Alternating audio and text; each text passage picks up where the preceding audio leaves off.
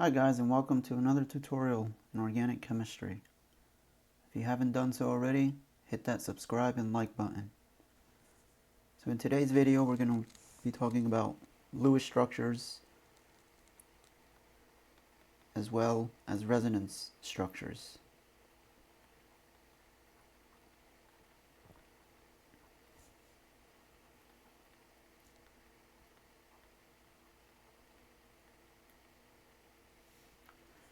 So resonance is a very important concept to really understand in organic chemistry, because we're going to see later on with organic reactions and acid and base chemistry that resonance is one of these things that is probably one of the most important concepts in all of organic chemistry, and it pops its ugly head all the time.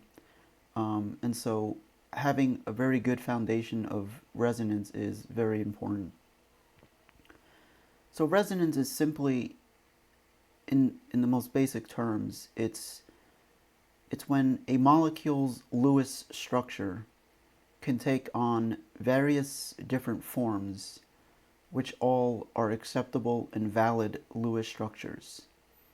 Now, for the validity of Lewis structures, essentially the holy grail of all the rules is the octet rule.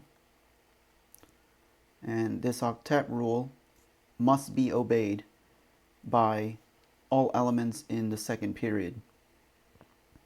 So if we remember from Gen Chem, the octet rule is simply stated as that every element wants to have 8 valence electrons surrounding it.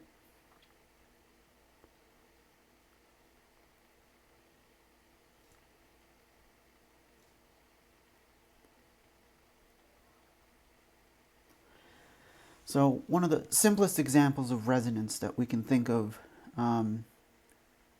is for the molecule ozone. So ozone has the formula O3. So ozone is an allotrope of oxygen, which exists as a gas in the upper atmospheres of our planet. So one Lewis structure that we can possibly draw for ozone has this structure here, where essentially all the oxygen atoms have a complete octet, and therefore all the oxygen atoms complete or obey the octet rule, which they must. And so this is a valid Lewis structure. But you can also imagine that rather than having the double bond on the left, that we can simply take that double bond and move it over to the right, as so. So now the double bond exists on the right hand side and the single bond exists on the left hand side. So in organic chemistry, we're going to see that we use arrows to represent what is going on with the electrons and how they are moving. So in organic chemistry, what we essentially do is to show how these structures are basically switching back and forth. So we use this double-headed arrow to represent resonance structures. So this double-headed arrow is indicating that the structure is sort of basically swapping back and forth between the left hand and the right hand side Lewis structure. Now, to show how the electrons are moving in order to accomplish this, we also use arrows. So we take a lone pair from the oxygen on the right and we bring them inside between the two oxygens. What this is indicating to us is that these electrons are moving away from the oxygen and in between the oxygen atoms to create a covalent bond. And on the other side, this double bond pair of electrons must move out of the way from in between the bonds and onto the oxygen atom. Okay, this type of arrow pushing, as it's called, is indicative of how electrons move. So when we're drawing resonance structures, the atoms never move. What is moving are the electrons, and how those electrons are arranged in the molecule is what resonance really is. It's simply the rearrangement of the electrons to create a different Lewis structure for the exact same molecule. Now, we've already tackled formal charge before in the previous video. And what you'll notice here, right, is that the oxygen that is on the left has that typical bonding pattern that we spoke about in the first video, where oxygen has 2 bonds and 2 lone pairs. But what you'll notice is the oxygen in the center and the oxygen to the right are not following that same bonding pattern. So what we're going to do here now is we're going to calculate the formal charge of our 3 oxygens. And we're just going to label these A for the left, B for the right, and B for the center rather, and C for the oxygen on the right. So we're going to calculate the formal charge of each of our oxygen atoms.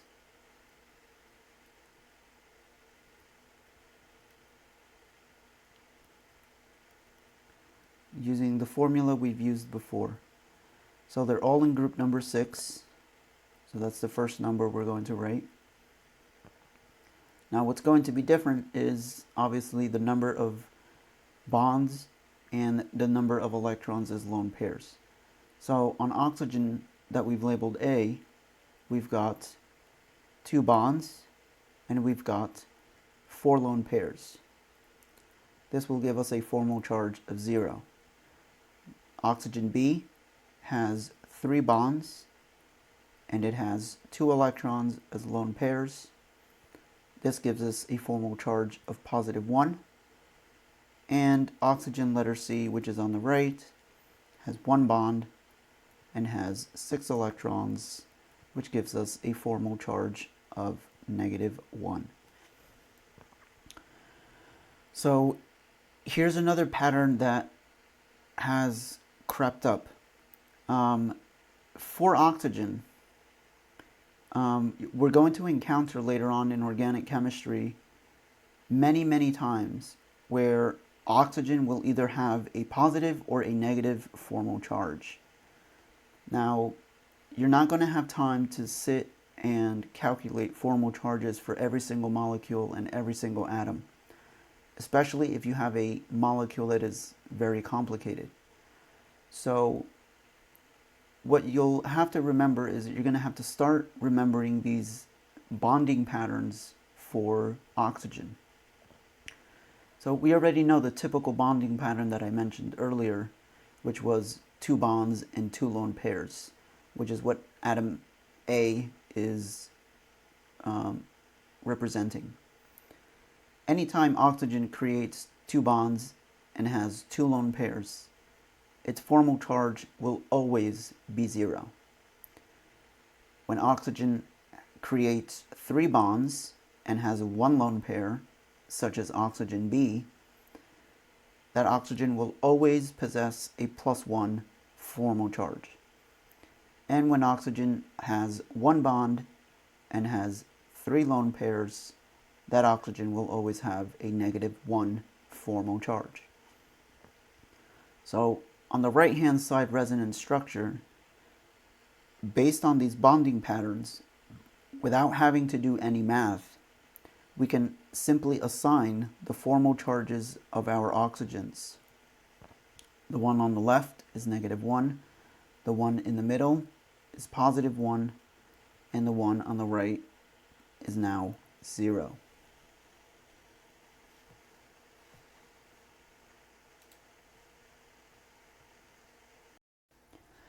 Now, because the bonding patterns in both of these molecules are pretty much identical, and the only difference is that the double bond is either on the left or on the right hand side, and the oxygens both possess either +1 or -1 formal charge. Both of these Lewis structures are valid, and so the actual representation of what the molecule actually looks like is neither the Lewis structure on the left nor the one on the right.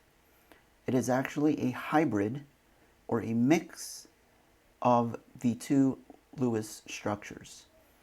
So the actual representation of the ozone molecule looks something like this. So the single bonds are clearly present. They are indeed single bonds.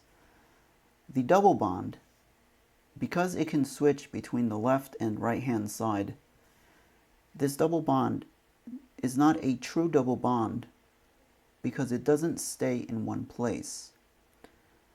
Rather, the double bond is sort of smeared around or across the entire molecule. So this double bond is not a true double bond, such as in the case of carbon dioxide, for example, where the double bonds between the carbons and the oxygen are true double bonds. These double bonds are not moving in any way, shape, or form. But here in the ozone molecule, this double bond is shared between the oxygen on the left and the oxygen on the right. And so the charge is also distributed evenly between the oxygens on the left and the one on the right. What's more important, though, is not so much the charge distribution, but the bond length character. So because the double bond is not a true double bond, and it's also neither a true single bond, it's actually something in between. And so experimentally what we see is that in the ozone molecule, that the oxygen to oxygen bond lengths are actually all identical to each other.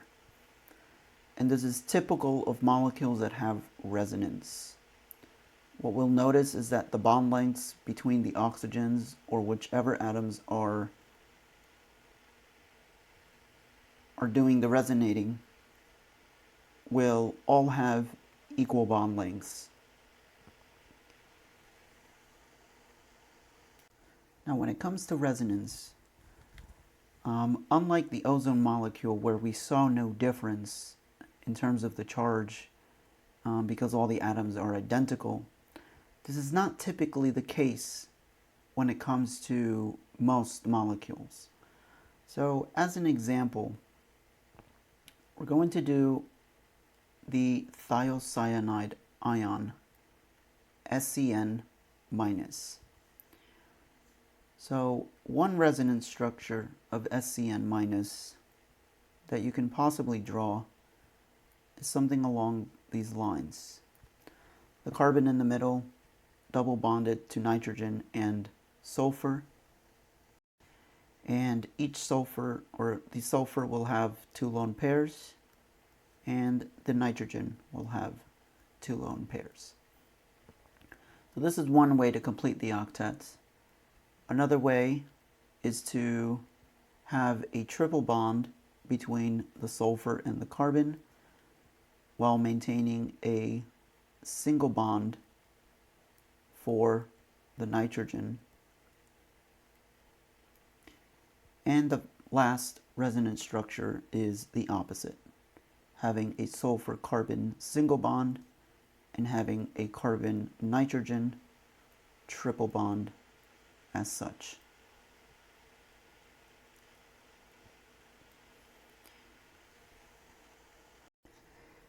Now, since we just saw the oxygen bonding pattern in ozone, because sulfur is in group number 6, right underneath oxygen, the bonding patterns that oxygen exhibits and the formal charges that we can assign to those bonding patterns will be exactly the same for sulfur.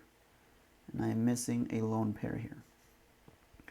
So just like with oxygen, when you make two bonds and you have two lone pairs, the formal charge is 0. The same is for sulfur. For sulfur with a triple bond and one lone pair, the formal charge is -1. And I'm sorry, +1. I misspoke. And a sulfur with one bond and three lone pairs is -1.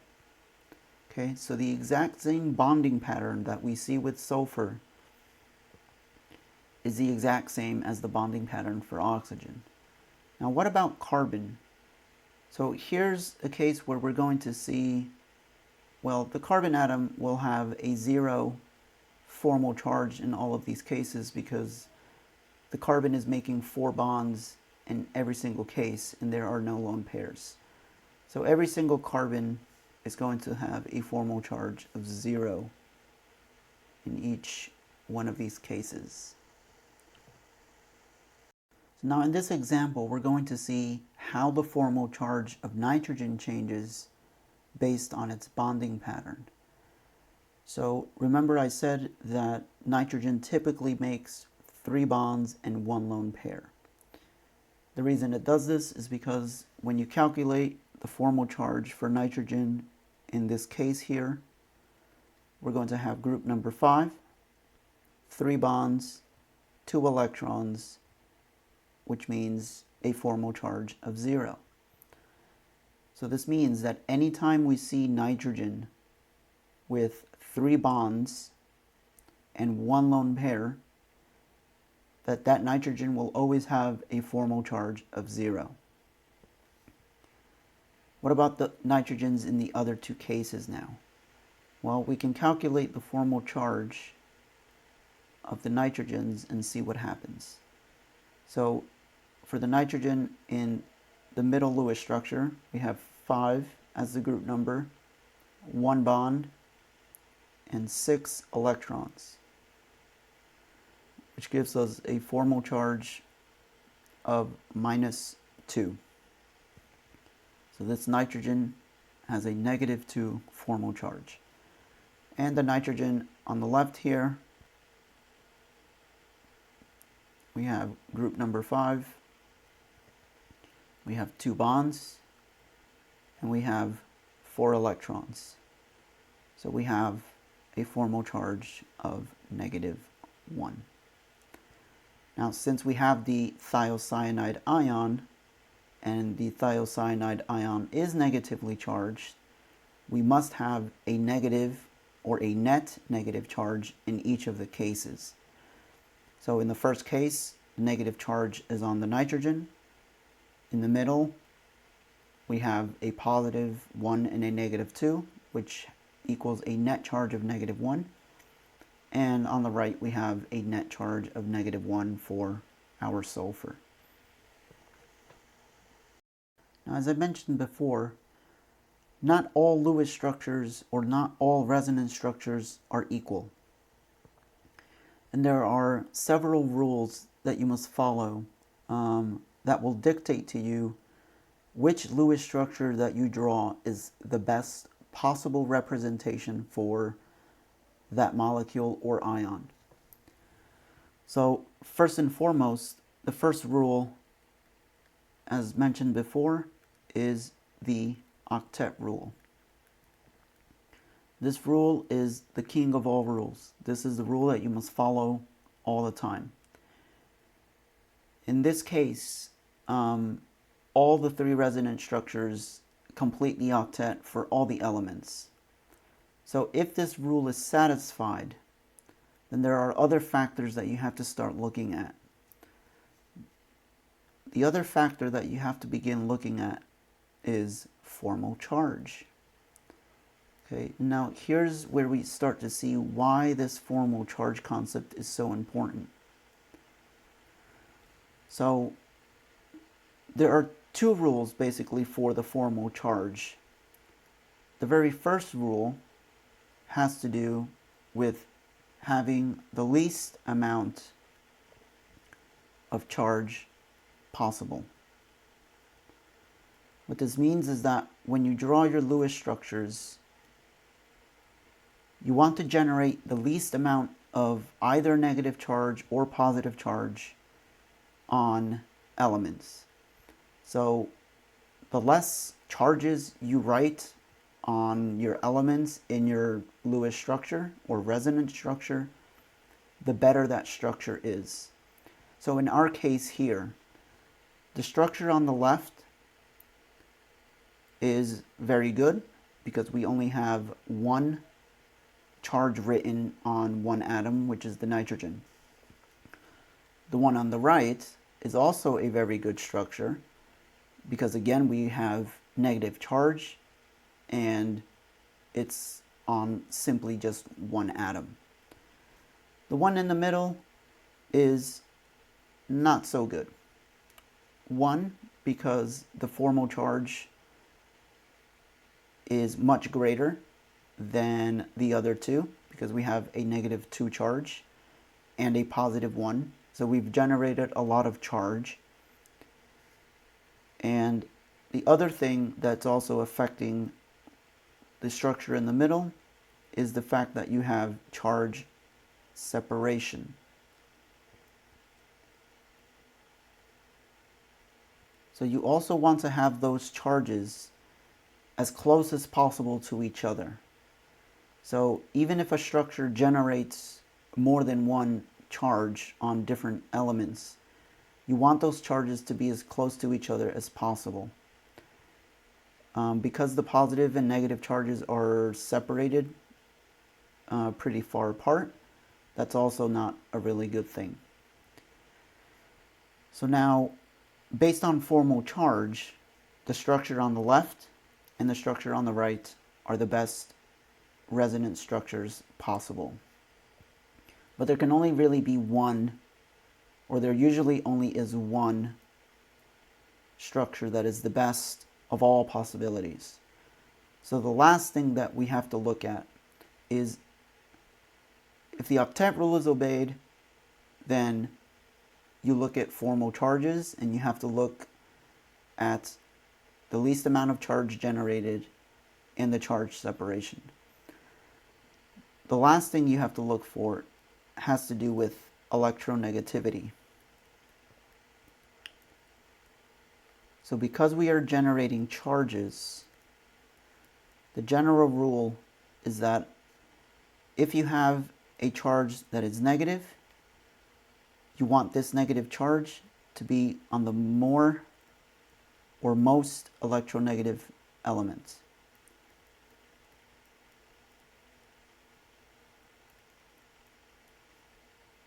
And if you have positive charge, you want the opposite. So you're going to want this on the least electronegative element possible in your structure. Now you can look up electronegativity values, and what you'll see is that nitrogen is more electronegative than sulfur, and so the best representation of the thiocyanide ion is indeed our very first structure here, because the negative charge is placed on the nitrogen atom, which is the more electronegative element between itself and sulfur. So now that we have our three resonance structures and we've concluded that this first one is our best representation, typically what this is known as the major contributor. So out of the three resonance structures, the very first resonance structure is going to be the best representation of what the thiocyanate ion looks like. The other two representations, because they are not as good, these are referred to as our minor contributors. And they're referred to as contributors because of how much they actually represent the molecule in reality. So the major contributor is the best representation of the ion or the molecule, and the other contributors are not so good representations. Alright guys, so this concludes the video for Lewis structures and resonance, and how to figure out which is your major and which is your minor contributor. Hit that like and subscribe button for more videos like this in organic chemistry.